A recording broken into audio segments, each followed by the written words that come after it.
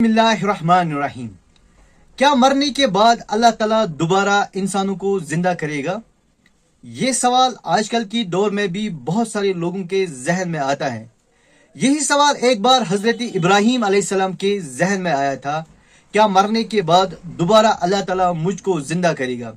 लेकिन इसका आंसर हजरत इब्राहीम अलैहिस्सलाम ने सीधा अल्लाह से ही पूछा था।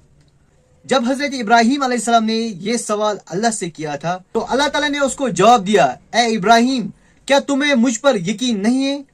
तो इब्राहीम अलैहिस्सलाम ने कहा, या अल्लाह, मुझे तो पूरा यकीन है, लेकिन मैं अपने दिल को और ज्यादा इत्मीनान करना चाहता हूँ। अब अल्लाह ताला ने उसको एक काम दिया था। उसने कहा कि मैं इसका आंसर आपको प्रैक्टिकली तौर पर देता हूँ। अल्लाह ताला ने उसको एक काम दिया था, आप अलग अलग किस्म के अलग अलग परिंदे लाओ और उन परिंदों को बहुत टाइम तक पालो पोसो ताकि वो आपको पहचान सके। तो हजरत इब्राहीम अलैहिस्सलाम ने बहुत सारे जानवर लाए, उनको पाला पोसा, उनकी परवरिश कर दी। लेकिन फिर एक बार अल्लाह ताला ने उससे कहा, अब इन परिंदों को मारो और इनका गोश्त आपस में मिला दो। फिर अल्लाह ताला ने उनसे कहा कि आप इनके गोश्त को अलग अलग पहाड़ों पर थोड़ा थोड़ा करके डाल दो। तो इब्राहीम अलैहिस्सलाम ने वैसा ही किया जैसे अल्लाह का फरमान था।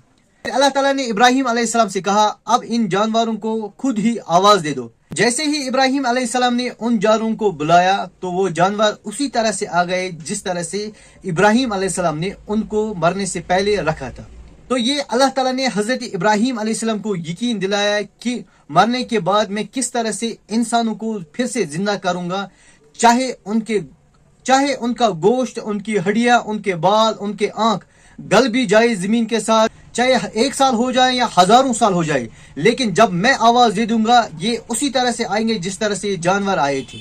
अब आजकल के दौर में अगर ऐसा सवाल हमारे जहन में भी आता है तो इसका सिंपल और सीधा आंसर आपके घर में ही होता है। जिस तरह से एक इंसान के पास पुराना घर होता है और वो नया घर बनाता है और उस घर में तरह तरह की चीजें रखता है, उसको संवारता है, फिर जब कोई दूसरा बंदा उससे कहता है कि ये घर किसने बनाया है तो वो इंसान फख्र से कहता है, ये घर मैंने बनाया है। जिस तरह से उस घर का क्रिएटर वो इंसान है, उसी तरह से उस इंसान का क्रिएटर अल्लाह है।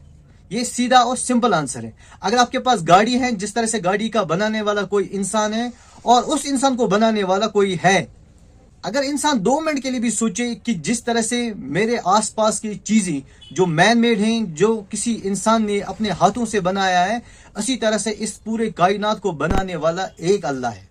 इसीलिए हम सबका ईमान सिर्फ अल्लाह और उसके रसूल पर होना चाहिए। हमें अल्लाह की वहदानियत पर पूरा का पूरा यकीन होना चाहिए।